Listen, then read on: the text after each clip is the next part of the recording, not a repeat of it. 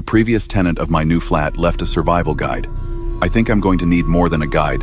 Part 2. So much has happened in the last 24 hours. I'm so stressed, and I've barely slept since I discovered that Jamie was missing. It's starting to make me feel a little twitchy, but I thought I'd better update you guys. I was overwhelmed by all the suggestions you gave me, and have taken more than a few of them on board. I'm definitely going to be getting a huge planter full of sage for the balcony, and I did spill a little salt in my doorway. I'm sorry to disappoint, but that didn't help at all. There's nothing I'm following quite like Mrs. Hemming's rules. I've followed them to the letter so far, and lo and behold, I'm still alive. That's not to say it hasn't been tough. Ill start from the beginning. I was going crazy. And a few hours after my last post, Jamie still hadn't returned. He had been gone for almost 24 hours. His work have called me multiple times. I don't know what to say, so I just keep ghosting the calls.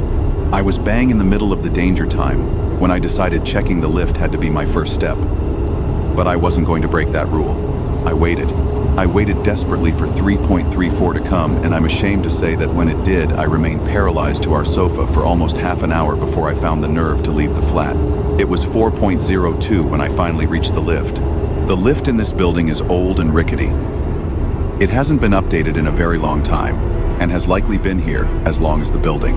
Its big clunky buttons stared back at me as I glared at them, hoping for some sort of answer or clue. My heart thumped and I was overcome with a feeling of dread, but nothing came of any of it. It was hopeless. I stepped inside the lift, rode it up and down a few floors, and searched the entire perimeter with a phone torch for anything I could find. I found nothing. Jamie had completely disappeared. Sobbing and exhausted, I rode back to floor 7 and turned my key in flat 42, the perfect home that felt anything but home at that point. I sat at the cheap, flat-pack dining table we'd managed to put together on move-in day and cried, my hands shaking as I held my phone. I was flitting between reading all your comments and contemplating calling the police for an hour. But I decided to call my friend Georgia instead. I needed a real person here. Things were so crazy I wasn't sure the police would be able to help with what little information I had, but I knew I needed to sound it out with someone. I'll spare you the details again, but I told her everything. She promised she'd be with me in the late morning. She had to take her younger brother to school. I waited anxiously. Not before arming every room exactly as advised. Before I knew it, I looked at the clock, and it was 8.23. I had around half an hour until the postman was due to show up.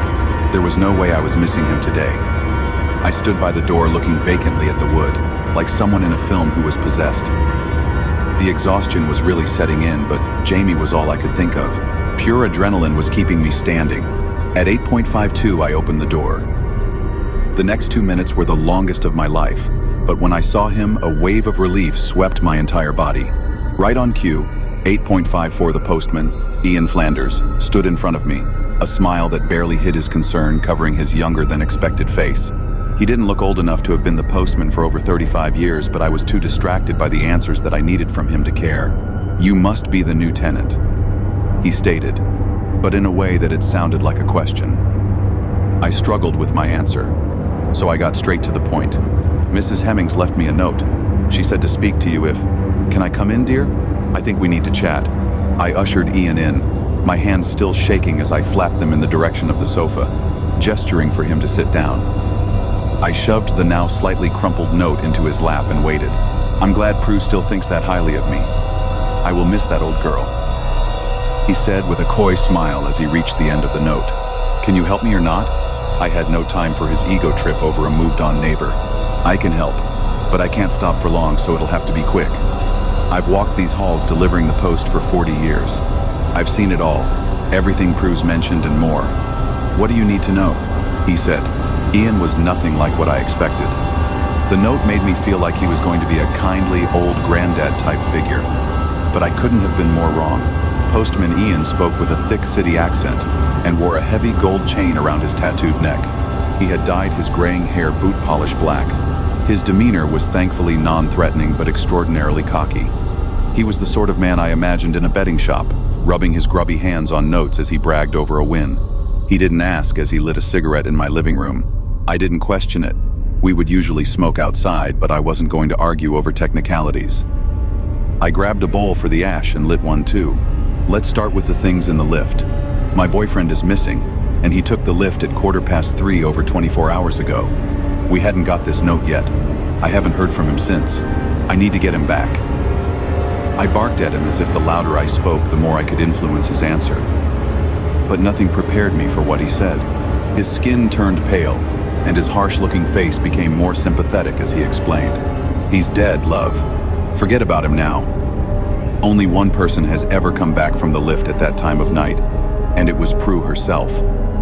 After witnessing it, those creatures ripping their victim apart, poor Prue was traumatized. Your boy is gone. Let go and follow the rules." He was blunt, but I could tell he felt sorry for me.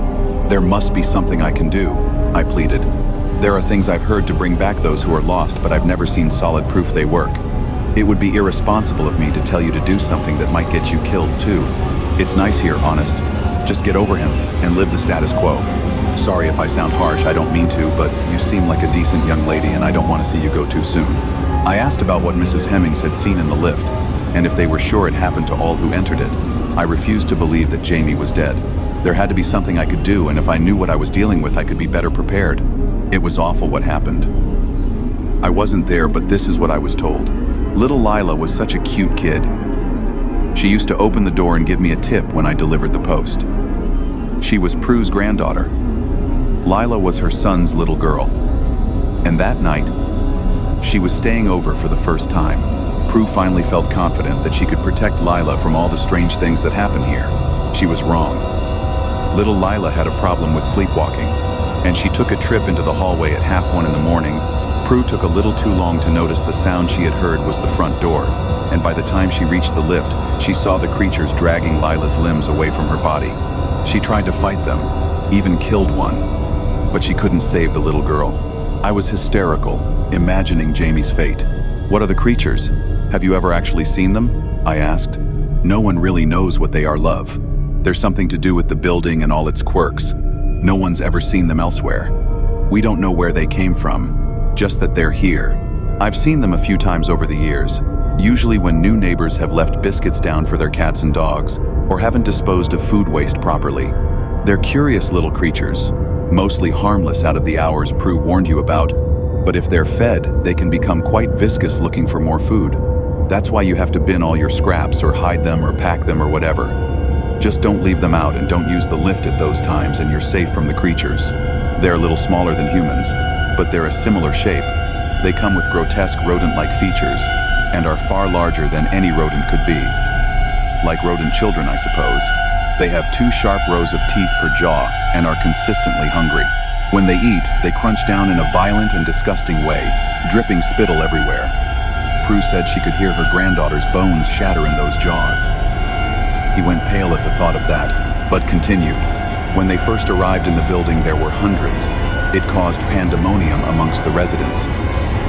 We lost the residents of more than 30 of the individual homes, but the residents fought back and managed to kill all but the strongest minority of them. The creatures left over were incredibly dangerous and seemingly impossible to eradicate, so the residents struck a deal that they will be left unharmed and allowed to live in the building in return for the residents' safety at all times. But if anyone wanders into the lift between 1:11 and 3:33 a.m., they are fair game. This time frame is the period the creatures are at their most frenzied, and restricting them to the lift was safer for all parties. God help anyone who encounters them during those hours.